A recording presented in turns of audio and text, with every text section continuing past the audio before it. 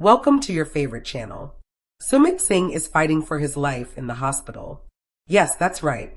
What happens when a love story that survived culture, age gaps, public judgment, and international borders is suddenly tested by fire? For years, the world watched Sumit Singh and Jenny Slatan fight to be together on 90 Day Fiancé. They were mocked, criticized, and told their love would never last. But they proved everyone wrong. After years of struggle, they built something real, a restaurant, Riala, created with nearly $1 million in lifelong savings. A dream shaped by sacrifice, hope, and belief in a future together. Then, yesterday afternoon, everything changed. A sudden, devastating fire tore through their restaurant, and Jenny Slatan was trapped inside. Nearly 40% of her body was burned. She is now in the ICU fighting for her life. On one side, ashes and ruins. On the other, hospital machines and silent prayers. Tonight, we tell the story of how one afternoon destroyed a lifetime of dreams and forced a husband to face the unthinkable. Before the fire, before the restaurant, before the ICU monitors and ashes, there was love. When the world first met Sumit Singh and Jenny Slatan, their relationship shocked millions. An Indian man from a traditional family and an American woman decades older than him. Together, they defied expectations, family pressure, and public ridicule. Their story was never easy.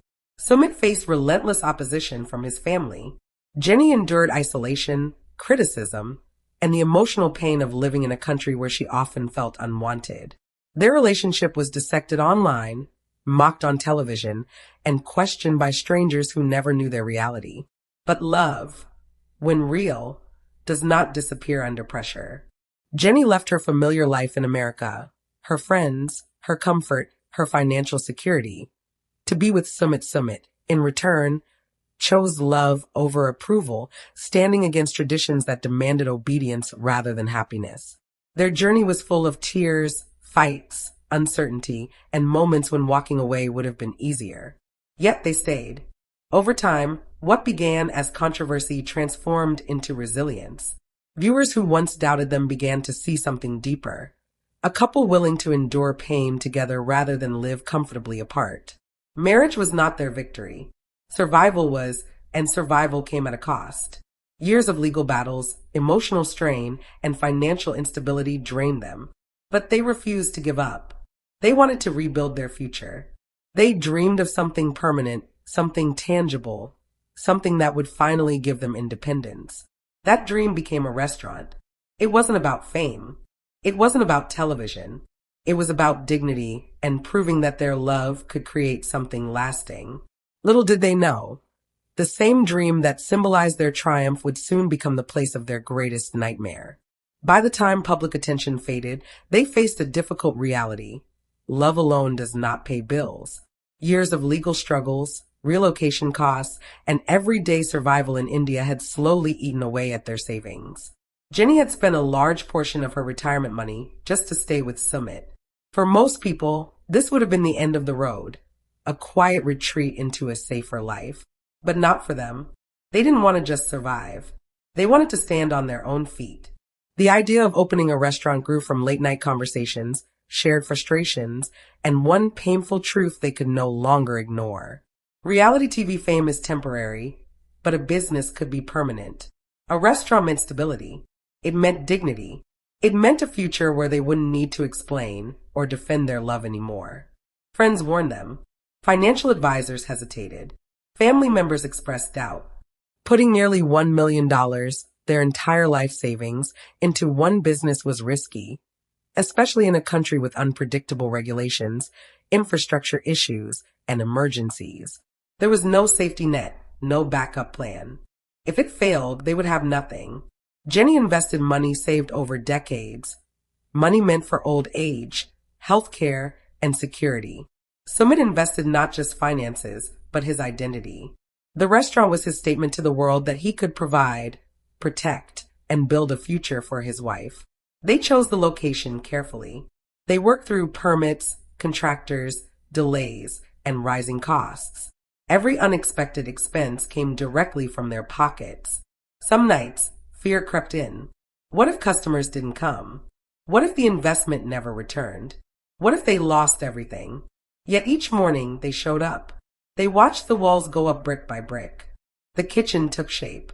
The signboard was installed. What once existed only as a dream slowly became real, tangible, alive. For the first time in years, hope felt solid. This wasn't just a restaurant. It was proof of survival, their answer to every critic who said they would fail. And for a brief, beautiful moment, it seemed the gamble had paid off. But turning a dream into bricks, steel, and fireproof walls was exhausting. Every dollar mattered. There were no investors, no corporate backing, no hidden fund to save them. The money spent wasn't business capital. It was retirement money and life savings. From the first day, complications appeared. Contractors missed deadlines. Material prices rose unexpectedly. Local regulations required last-minute changes that cost thousands more. Each delay meant more rent, more fees, more pressure. What they expected to be straightforward stretched into months of stress and uncertainty. Jenny was present every day. Despite her age and health limitations, she oversaw details most people would ignore: cleanliness, kitchen layout, customer seating flow. She studied menus, watched cooking demonstrations, and learned how suppliers worked. This wasn't a hobby. It was survival. Sumit carried the invisible weight. He negotiated with vendors, argued with officials, and absorbed the anxiety of knowing that one wrong decision could destroy everything they had left. Some nights he barely slept. Other nights, he stayed awake calculating costs over and over, hoping the numbers would somehow change. They cut corners where they could, but never on safety, hygiene, or quality. They wanted the restaurant to last. When equipment finally arrived, they celebrated small victories: a working stove, proper ventilation, a finished dining area. Each step forward felt like a breath of air after being underwater for too long. There were moments of joy. Jenny imagined customers laughing at tables. They pictured a full house during peak hours. They talked about expanding someday, maybe opening a second location, maybe training staff who would grow with them. But beneath the optimism lived constant fear. If the opening failed, there would be no second chance. Everything they were, husband and wife, provider and protector, dreamer and believer, was now tied to this one building. When the restaurant finally opened, it didn't feel like success. It felt like standing on the edge of a cliff, hoping the ground would hold. The opening day was quiet. There were no flashing lights, no celebrity guests, no cameras rolling. But for Sumit and Jenny, it felt like crossing a finish line after running barefoot for miles. The first customers arrived cautiously, curious, and observant. The air inside carried the smell of fresh spices, newly cooked food, and something else that couldn't be seen: relief. Jenny stood near the counter, nervous but smiling. Every order mattered. Every reaction felt personal. She watched faces carefully, hoping for approval. Sumit stayed close to the kitchen, moving between staff, checking timing, correcting small mistakes.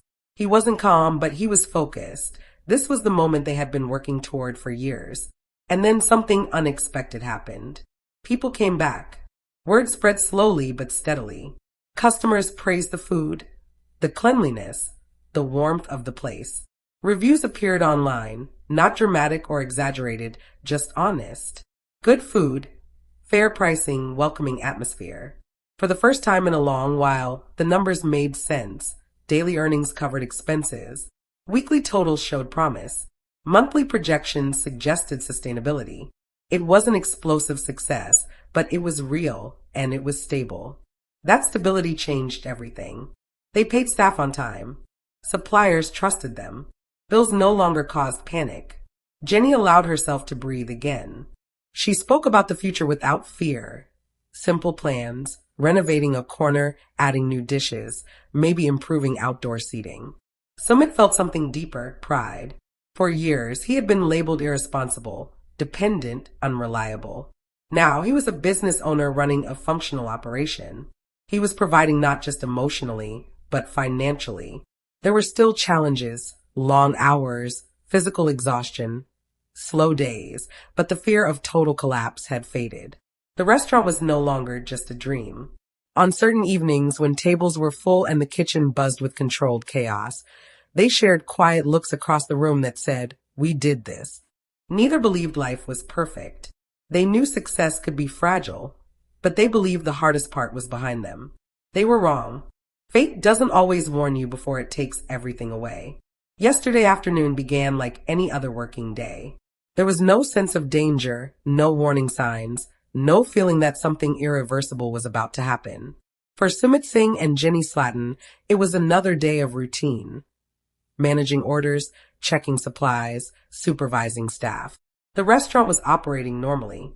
Jenny arrived early, reviewing inventory and speaking with the kitchen staff about a few adjustments she planned. Despite her age and health concerns, she was deeply involved in daily operations. This wasn't something she managed from a distance. It was personal. Sumit stepped out briefly that afternoon to handle a small business errand. Paperwork, supplies, accounts.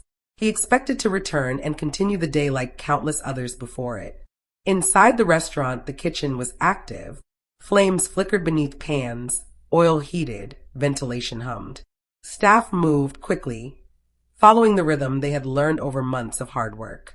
To anyone watching, it was a normal scene. Then something went terribly wrong. No one knows the exact moment control was lost. Whether a technical fault, a flare-up, or an unforeseen malfunction, the fire ignited without mercy. What started small escalated in moments. Flames spread faster than anyone could react. Smoke filled the space, thick and choking. Panic replaced routine. Staff rushed toward exits. Shouts echoed through the restaurant. Visibility dropped to near zero. Somewhere inside, Jenny was still there. She didn't make it out in time. As fire consumed the interior, emergency services were alerted. Neighbors watched in shock as black smoke poured into the sky. The place that once symbolized hope became chaos and fear. By the time firefighters arrived and brought the blaze under control, the damage was catastrophic. The restaurant, their life's work, was burning to the ground. But the destruction of property was nothing compared to what followed. While flames can destroy buildings, they leave wounds on the human body that last far longer. Jenny Slatton was about to fight for her life. By the time emergency sirens pierced the afternoon air, the fire had taken control. Witnesses later said the flames moved unnaturally fast, climbing walls, swallowing ceilings, feeding on everything the restaurant was built with. What had taken years to construct was destroyed in minutes. Heat cracked glass, metal warped, and thick black smoke turned daylight into darkness. Firefighters arrived to a nightmare. Inside, temperatures were extreme, visibility nearly zero. The layout that once felt welcoming now worked against them. Tight corners, kitchen equipment, storage areas filled with flammable materials, every second mattered. Outside, confusion ruled. Staff stood frozen. Neighbors shouted names, desperately trying to confirm who was safe. Phones rang endlessly. Someone asked the question no one wanted to hear. Is Jenny out? No one could answer. As rescue teams pushed inside, they fought more than flames. They fought time. Oxygen levels dropped. The structure became unstable. Fire spreads differently in kitchens. Oil, gas lines, electrical systems all create unpredictable dangers. Then came the moment that broke everything. Jenny Slatton was found inside, trapped between spreading flames and heavy smoke. Her body bore the full force of the blaze. Emergency responders worked frantically to stabilize her before rushing her to the nearest hospital. The fire was eventually controlled, but control didn't mean saving everything. When the smoke cleared, the restaurant stood in ruins. Charred walls, collapsed sections, melted equipment. The dream that once buzzed with life was now silent, blackened, unrecognizable. Then reality hit Sumit. No preparation can ready a person for that sight. The place where he and Jenny built hope was gone. Firefighters, police tape, ash under his feet. He searched faces for one piece of good news. Then he heard the words that would haunt him forever. She's alive, but badly burned. In that moment, the business no longer mattered. The money no longer mattered. Years of sacrifice no longer mattered. Only Jenny did. She was rushed into intensive care. Doctors confirmed the severity. Nearly 40% of her body burned. Critical condition. Immediate life-saving treatment required. The next hours would be decisive. Sumit stood outside the ICU, shattered. The fire had taken everything at once. Their livelihood, security, future, and now the one person he could not imagine living without. When the fire erupted, Jenny had only seconds to react. Inside, smoke spread faster than panic. Confusion quickly turned into terror as visibility vanished and heat intensified. The familiar space transformed into a maze of fire, noise, and suffocating air. Jenny tried to move, but fire doesn't wait. Flames cut off exits. Smoke burned her lungs. Heat attacked her skin, clothing, hair. Disoriented and overwhelmed, she struggled to find a clear path out as alarms blared and objects collapsed around her. In moments like these, the body goes into survival mode. Instinct takes over. Witness accounts suggested Jenny may have tried to shield herself or crawl towards safety. Common reactions in smoke-filled rooms, but the intensity of the fire made escape nearly impossible. The blaze fed on kitchen oils, gas lines, and electrical wiring, creating a deadly environment. By the time rescue teams reached her, she had already suffered extensive burns. Her skin was deeply damaged across her arms, torso, back, and legs. The pain would have been unimaginable. Yet through shock and trauma, her body fought to survive. Emergency responders acted quickly, giving oxygen, stabilizing vitals, and rushing her into an ambulance. Sirens screamed as precious minutes slipped away. In cases like this, survival is measured in seconds. At the hospital, doctors assessed the damage. Nearly 40% of her body was severely burned. This wasn't just about pain, it was about organ function, infection risk, breathing complications, and long-term survival. Inside the ICU, machines beeped steadily, each sound marking Jenny Slatton's fragile connection to life. Tubes and wires attached to her body, monitoring her heart, lungs, and vital signs. Her skin, burned across nearly 40% of her body, was raw, red, and blistered. Painkillers worked to numb the worst of it, but the agony was relentless. Every movement, even the slightest, brought a sharp reminder of the fire. Doctors and nurses moved around her in a carefully coordinated rhythm. Every step, every adjustment was calculated to protect her organs, prevent infection, and give her body the best chance to survive. In burn cases like this, the first 48 hours are crucial. Fluids must be balanced, infection controlled, and breathing supported. One mistake could mean the difference between life and death. Sumit stood outside the ICU room, pacing the floor, hands clenched. Hours passed like years. He had watched her survive public scrutiny, cultural rejection, emotional pain, and the chaos of starting a new life in India. Now he watched helplessly as fire's merciless hand threatened to take her. He replayed every moment of that day in his mind. Leaving the restaurant, imagining her safe inside, hearing the sirens, seeing smoke, seeing flames, and finally, the words from emergency responders. She's alive, but badly burned. He could not stop blaming himself. If he had been there a minute earlier, could he have saved her? If he had handled something differently in the kitchen, could the fire have been prevented? Guilt gnawed at him, even though he knew logically it wasn't his fault. Sumit's mind spun between fear, hope, and despair. He couldn't eat. He couldn't sleep. He could only sit by her side, silently praying, silently fighting to keep himself together for the woman who had given up everything to be with him. Nurses allowed him brief moments to touch her hand. The skin was tender, fragile, unrecognizable. Jenny's eyes fluttered open occasionally, her gaze weak, confused, searching for him. In those fleeting moments, Sumit felt both relief and heartbreak. Relief that she was still here. Heartbreak at the suffering she endured. The hospital became a second home. Days blurred into nights. Sumit barely left the ICU. Friends and colleagues brought food and blankets, but he barely noticed. He spoke little, only asking about her vitals, only hoping the next update wouldn't be worse. Each beep from the machines was a reminder of how fragile life could be, how quickly dreams could burn away, and how love could be the only thing holding someone together. Jenny's body fought with astonishing resilience. Skin grafts, fluid replacements, and wound care were painstakingly slow and painful. Nurses cleaned burns repeatedly, applied ointments, and wrapped fragile skin in bandages that smelled of antiseptic and medicated cream. Each step caused tears, groans, and heart-wrenching moments. Yet inside, Jenny's spirit remained stubborn. She was exhausted, scared, in pain,